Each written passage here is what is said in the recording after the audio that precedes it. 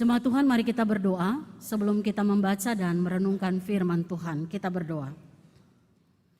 Bapa yang baik, Allah di dalam Yesus Kristus, Tuhan dan Juru Selamat kami yang hidup, dan Roh Kudus yang kami imani senantiasa menyertai kehidupan kami, yang menuntun kami semua boleh ada di tempat pemujaan-Mu yang kudus ini, untuk bersama-sama kami memuji memuliakan nama Tuhan.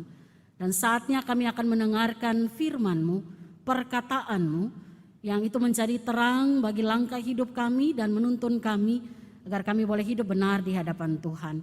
Untuk itu Bapa, biar Roh Kudus menolong kami agar kami menjadi pendengar yang baik. Tidak hanya mendengarkan dengan baik, tapi memahami dengan benar.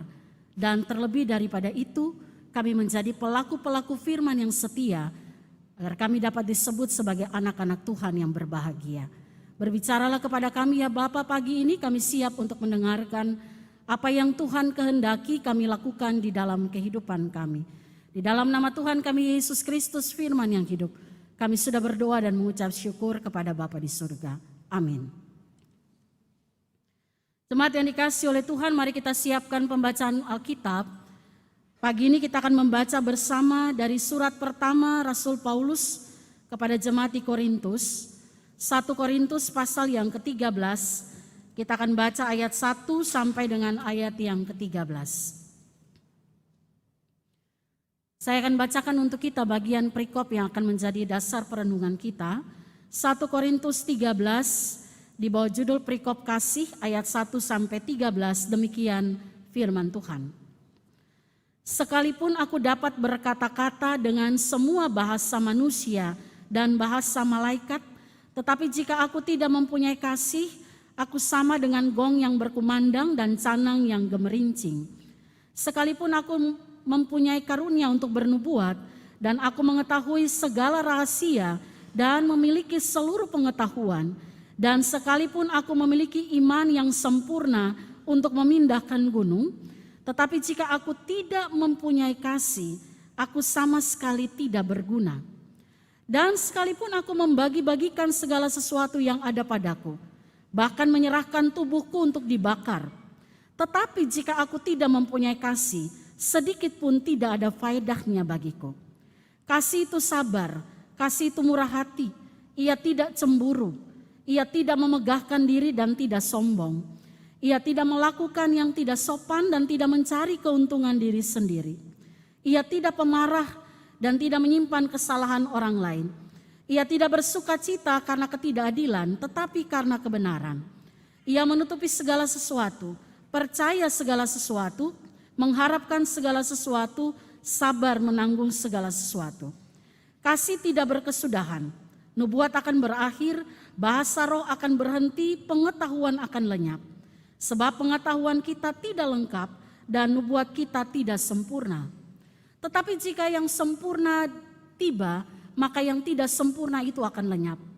Ketika aku kanak-kanak, aku berkata-kata seperti kanak-kanak. Aku merasa seperti kanak-kanak. Aku berpikir seperti kanak-kanak. Sekarang sesudah aku menjadi dewasa, aku meninggalkan sifat kanak-kanak itu. Karena sekarang kita melihat dalam cermin suatu gambaran yang samar-samar. Tetapi nanti kita akan melihat muka dengan muka. Sekarang aku hanya mengenal dengan tidak sempurna, tetapi nanti aku akan mengenal dengan sempurna seperti aku sendiri dikenal. Ayat 13 kita baca bersama-sama. Demikianlah tinggal ketiga hal ini, yaitu iman, pengharapan, dan kasih. Dan yang paling besar diantaranya ialah kasih. Demikianlah pembacaan firman. Yang berbahagia ialah mereka yang mendengarkan firman Allah dan yang memeliharanya. Haleluya.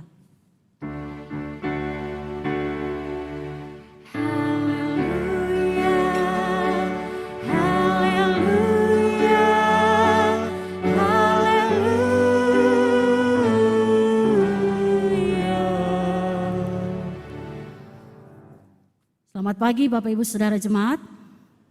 Shalom. Perayaan bulan keluarga itu selalu mengingatkan kita bahwa keluarga itu basis pendidikan iman. Setuju Bapak Ibu? Karena seseorang dia belajar tentang siapa Tuhan, Dia belajar tentang apa itu kasih, bahkan belajar untuk bertumbuh dalam iman kepada Kristus, itu dimulai pertama kali di dalam keluarga. Oleh karena itu saudara, dibutuhkan sebuah pondasi yang kuat ketika seseorang ingin membangun yang namanya lembaga pernikahan atau keluarga. Saya ketika melayani pasangan yang akan menikah, ya biasanya itu kita lakukan yang namanya pengembalaan pranikah. Atau ada istilah katekisasi pranikah. Ada satu pertanyaan yang tidak pernah saya lewatkan. Dan itu menjadi pertanyaan perdana bagi pasangan yang akan menikah. Saya suka tanya begini, kira-kira apa alasan atau tujuan kalian masuk dalam pernikahan ini? Untuk apa kalian mau menikah? Pernah dapat pertanyaan itu enggak Bapak Ibu? Apa sih alasan mau nikah? Biasanya kalau tanya kayak gitu ya namanya orang mau nikah kan lagi kasmaran ya, sambil pegangan tangan mereka bilang, ya Bu, ya kami mau menikah karena ya saling mencintai, kami sudah merasa saling cocok. Ada yang jawab begini, karena kami ingin punya keturunan, saya ingin punya keturunan Bu. Ada yang bilang, ya saya sih sebenarnya menikah mau menyenangin orang tua aja Bu. Karena ditanya terus, kapan mama papa nimang cucu. Ya. Ada juga yang mengatakan, saya mau menikah Bu, capek ditanya terus. Pacaran sampai bekarat, jadi ditanya kapan? Ya udahlah nikahlah katanya gitu. Ya. Ada yang bilang ya karena usianya sudah matang lah Bu. Untuk saya harus masuk dalam pernikahan. Selalu kalau jawaban itu yang saya dapatkan, saya suka bilang begini, kalau modal kalian mau nikah kayak begitu, percaya pernikahan kalian gak akan pernah bertahan lama. Ayo kita buktikan ya. Kalau menikah hanya alasan karena saling mencintai dan cocok, Bapak Ibu yang sudah menikah bisa setuju, bisa tidak ya. Kita akan sampai pada tahap masa di mana kadang kita merasa kok gak cocok ya. Benar gak Bapak Ibu? Ya. Ada yang bilang gini, saya kayaknya merasa kayak saya gak cocok nikah sama dia. Bahkan ada loh, saya pernah layani keluarga, udah 35 tahun menikah, ya berantem. Padahal maksud saya keluarga kalau udah senior itu kan harusnya menjadi pembimbing bagi keluarga-keluarga yang baru ya, harusnya seperti itu. Lalu begitu saya layani istrinya, dia bilang begini, 30 tahun menikah Bu, saya kayak gak kenal ini orang.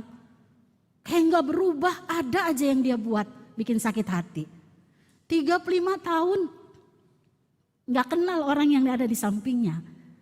Nah Bapak Ibu Saudara, atau kalau orang menikah karena alasan punya keturunan, saya mau kasih tahu, tidak semua orang yang berkeluarga diberikan kesempatan memiliki keturunan, betul? Lalu apakah ketika tidak mendapatkan keturunan, dengan mudah kita bilang begini, ya udah kalau gitu kita pisah ya. Soalnya tujuan saya menikah adalah ada yang bilang memperbaiki keturunan lah, ada yang bilang pengen dapat keturunan. Kalau alasan pernikahan kita itu hanya karena hal-hal yang datang dari nilai dunia, apa yang datang dari keinginan kita, pernikahan itu tidak akan pernah bertahan lama. Apalagi yang punya alasan capek ditanya melulu kapan nikah gitu ya. Itu kemungkinan dia nikah karena sudah putus asa itu ya. Ya, udahlah daripada ditanya-tanya mendingan menikah. Oleh karena itu saudara tidak heran dalam hidup ini kita menemukan keluarga-keluarga termasuk di dalamnya keluarga Kristiani yang bubar bahkan rusak karena tujuan pernikahan mereka sangat rapuh. Pernikahan itu idenya Allah, setuju? Kejadian katakan itu. Lembaga keluarga itu idenya Allah. Maka seseorang yang ingin masuk dan membangun kehidupan dalam keluarga, dia harus tahu dengan pasti apa tujuan Allah menciptakan lembaga yang satu ini. Dan kitab Kejadian memberikan dengan jelas kepada kita tujuan Allah menciptakan lembaga pernikahan atau keluarga adalah untuk mewujudkan gambar Allah di dunia ini. Dengan kata lain begini saudara, keluarga itu harus menjadi representasi kehadiran Allah di dunia. Keluarga harus menjadi perwakilan kehadiran Allah di dunia ini. Bahasa sederhananya adalah harusnya melalui keluarga kita orang lain tuh mengenal siapa Tuhan. Orang lain kenal kemuliaan Tuhan. Orang lain begitu lihat keluarga kita, mereka kenal apa artinya mengampuni. Apa artinya hidup saling menopang. Itulah artinya keluarga menjadi representasi kehadiran Allah di dunia ini. Maka kita lihat saudara, keluarga yang hidup dalam takut akan Tuhan tidak akan mudah dicemarkan oleh nilai-nilai dunia. Saya bisa lihat saudara, bahkan kita mungkin juga alami dalam pengalaman hidup kita berkeluarga. Terkadang kita adopsi nilai-nilai dunia itu masuk menjadi warisan keluarga kita. Saya hari ini bahas dua ya, nilai dunia. Yang pertama persaingan. Ya, persaingan itu selalu didasarkan pada keegoisan kita manusia. Betul Bapak Ibu ya, kenapa orang mau bersaing? Orang mau bersaing karena dia pengen lebih dulu, lebih menonjol, lebih daripada orang lain. Dan tanpa disadari, nilai persaingan ini kita terapkan dan wariskan dalam kehidupan keluarga kita. Saya bagi pengalaman melayani beberapa anak, mulai remaja sampai pemuda, mereka yang bermasalah mengalami problem emosi, terikat dengan kebiasaan-kebiasaan buruk, bahkan terjerat narkoba dan melakukan tindakan-tindakan kejahatan. Kebetulan kami mendapat kesempatan untuk melayani secara berkala di Badan Narkotika Nasional di Lido BNN di Lido Sukabumi. Bapak Ibu, residen yang ada di sana itu bukan anak-anak yang berasal dari keluarga yang jauh dari gereja. Rata-rata mereka itu ada dalam lingkup gereja. Dan mereka harus menjalani masa di pusat rehabilitasi untuk mengembalikan tujuan hidup mereka. Dan saya beberapa bulan lalu, ya sebelum pandemi naik lagi, ya karena sekarang kita tidak bisa lagi bebas ke sana kecuali dibutuhkan khusus. Saya melayani ada satu anak, ya, yang benar-benar dia, kalau orang tahu siapa dia, orang akan bingung kenapa dia ada di situ. Harus menjalani pusat rehabilitasi karena terjerat narkoba. Dia pemain musik di gereja, ya. Tapi pemain musik kita baik-baik semua ya di sini. Dia pemain musik, orang tuanya adalah pelayan yang setiap waktu berdiri di mimbar menyampaikan firman. Pertanyaan besar, kenapa dia ada di situ? Maka saudara, waktu saya lakukan percakapan pastoral secara khusus, saya dapat jawaban, akarnya tuh ketahuan. Dia bilang begini, saya kecewa sama keluarga saya kecewa sama orang tua saya. Kenapa? Kok saking kecewanya bisa sampai begitu? Iya, karena saya ini suka dibandingkan dengan saudara saya yang lain. Dia bilang, karena seringkali saya dapat perkataan seakan-akan saya tuh gak berharga. Saudara saya yang lain itu lebih diperhatikan oleh orang tua saya. Dan itu yang membuat dia kecewa. Dia mencari tempat, dia mencari waktu dan masa di mana dia bisa dianggap berharga. Dan dia jatuh dalam melakukan tindakan yang tidak benar. Bapak Ibu Saudara, tanpa sadar nilai dunia ini kita wariskan dalam hidup keluarga kita. Ya. Akibat ketika seseorang dibandingkan, ya makanya sekarang ada lagu itu ya, Ojo apa tuh? Oh ya kok tahu ya. Ojo dibanding-banding, karena membanding-bandingkan itu enggak enak. Ketika dia kecewa, dia akan berusaha untuk, iya berarti saya harus lebih baik dari orang lain. Atau sebaliknya, dia akan terpuruk dengan penghakiman dan dia mencari kesempatan untuk ada di tempat-tempat yang bisa menghargai siapa dirinya. Persaingan, itu nilai yang terkadang membuat kita menanamkan sesuatu yang buruk bagi anak-anak kita. Saya nggak tahu apakah kita pernah lakukan itu Bapak Ibu. Waktu kita mendidik anak kita bilang gini, kenapa kamu nggak kayak kakakmu itu loh. Rajin, pagi-pagi udah bangun berdoa. Kamu kok nggak bisa kayak dia. Lihat temanmu itu loh. Mama senang kalau punya anak kayak begitu. Kenapa? Ranking. Tanpa disadari ya. Bagian-bagian itu menjadi perkataan kita. Kesannya kita sedang mendorong dia, ayo kamu harus bisa lebih baik. Tapi ternyata itu luka. Itu mendatangkan luka. Karena kita tidak menanamkan nilai yang benar. Anak itu tidak punya integritas sebagai anak Tuhan. Hal yang kedua, yang seringkali nilai dunia yang kita warisi itu adalah menghindar dari tanggung jawab. Bapak Ibu tahu kambing hitam ya, istilah itu. Mengkambing hitamkan orang itu artinya dia nggak ngakuin kesalahan. dia lemparkan kesalahan itu kepada orang lain. Dan sejak manusia jatuh dalam dosa, model kayak begini tuh sudah ada. Waktu Tuhan tanya Adam, Adam kasih salah siapa? Hawa. Dia bilang, perempuan itu yang kasih aku makan Tuhan. Waktu Tuhan tanya Hawa, kenapa kau lakukan itu? Hawa bilang apa? Ular itu Tuhan. Bukan saya loh, ular. Kecenderungan melemparkan tanggung jawab. Dan tanpa kita sadari, itu juga kita wariskan dalam kehidupan keluarga kita. Sederhana saja contohnya. Kalau anak kita lagi belajar jalan, ya, tiba-tiba dia jatuh, apa yang kita lakukan? Saya nggak bilang semua yang ada di sini yang enggak, tapi ada yang begini. Kita angkat anak kita terus kita pukul lantai. Nih, nakal ya, kalau anak kita kejeduk, tempat yang kejeduk itu yang kita pukul kan. Nih mama udah pukul supaya dia diem. Udah, diem ya, itu mama udah pukul. Kesannya sih kita mau menenangkan anak kita, tapi tanpa disadari kita sedang membawa mereka untuk memikirkan bahwa bukan itu yang salah, bukan kamu yang salah, dia yang salah. Maka yang terjadi saudara, bagian-bagian ini merusak kehidupan keluarga kita. Hari ini dalam perayaan bulan keluarga, di minggu ini kita belajar firman Tuhan mengingatkan kita apa yang seharusnya ada dalam hidup keluarga kita dan harus kita wariskan bagi anak cucu kita. Saya ajak kita hari ini kita fokus pada ayat yang ke-13. Firman Tuhan tadi katakan begini, demikianlah tinggal ketiga hal ini, yaitu iman, pengharapan, dan kasih.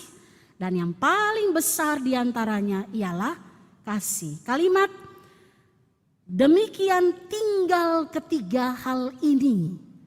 Berarti ada sesuatu yang benar-benar penting yang harus diwariskan. Apa itu? Iman, harap, dan kasih. Apa itu iman? Saudara, iman bicara tentang penyerahan diri hidup kita secara total kepada Allah. Orang yang beriman adalah orang yang bergantung sepenuhnya kepada Allah dan itu terlihat nyata dalam respon hidupnya setiap hari.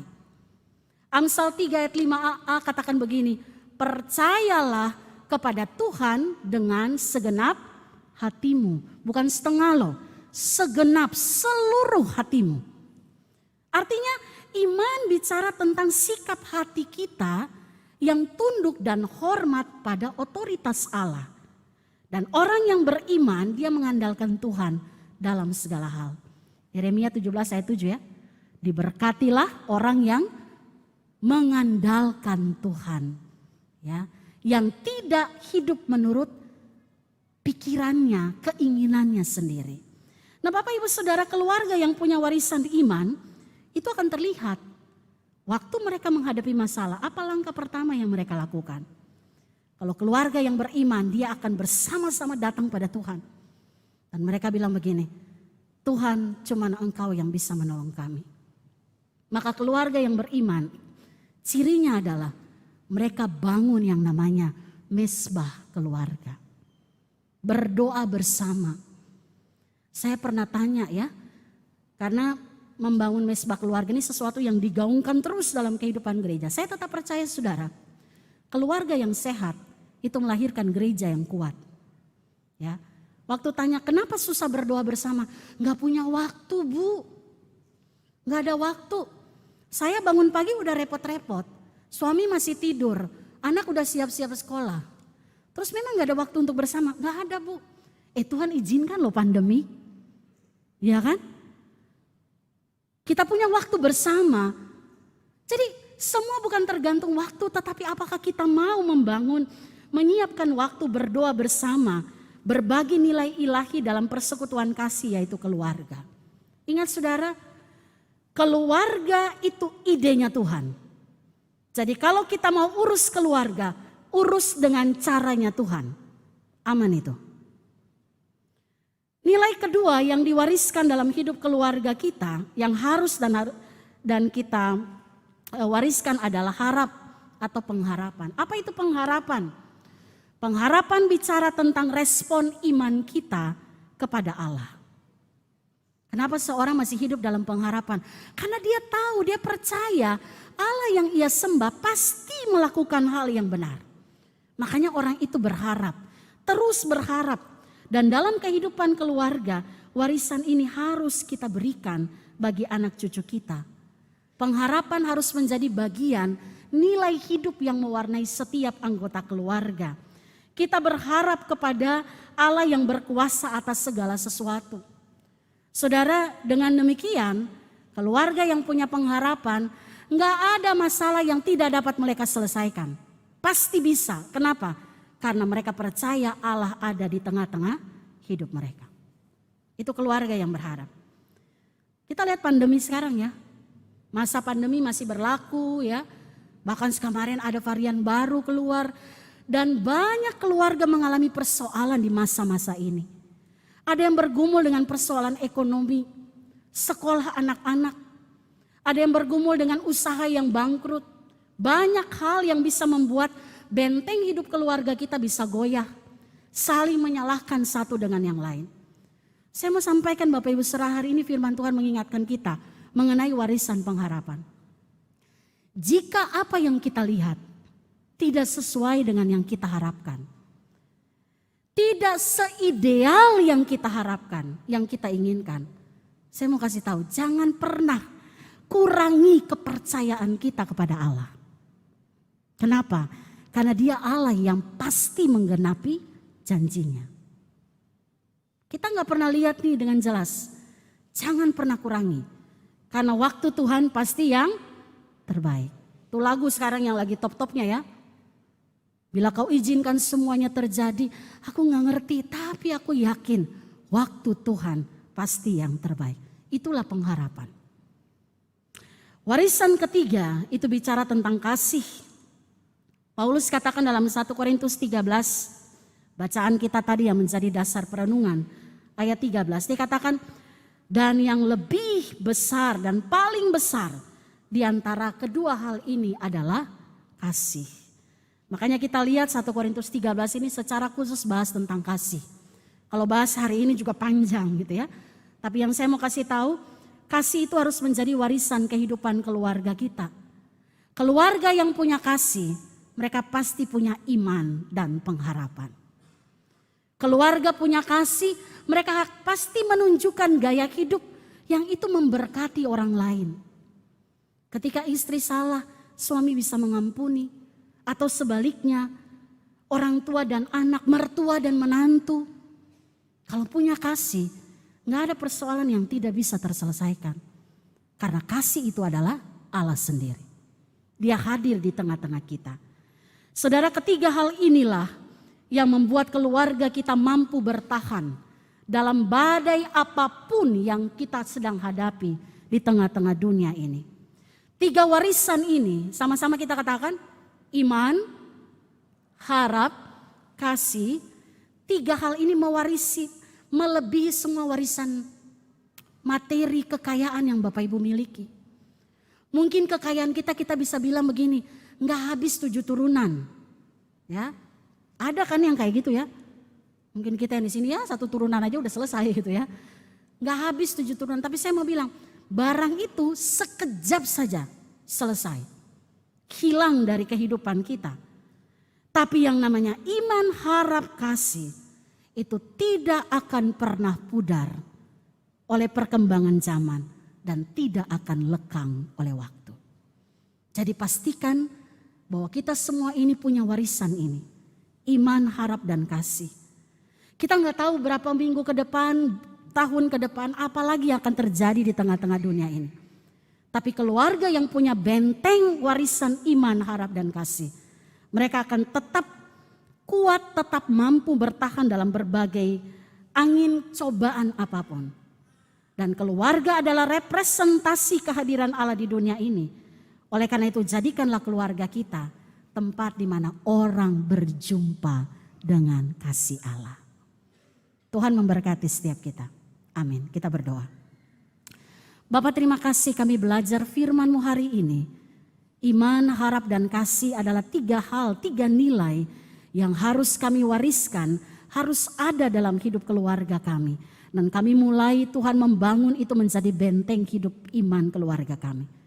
Meteraikan firman ini dalam hati kami Bapa, agar kami boleh menjadi pribadi-pribadi yang hidup berkenan dan menjadi alat Tuhan untuk menyatakan kasih Tuhan kepada banyak orang. Di dalam nama Yesus firman yang hidup, kami berdoa. Amin.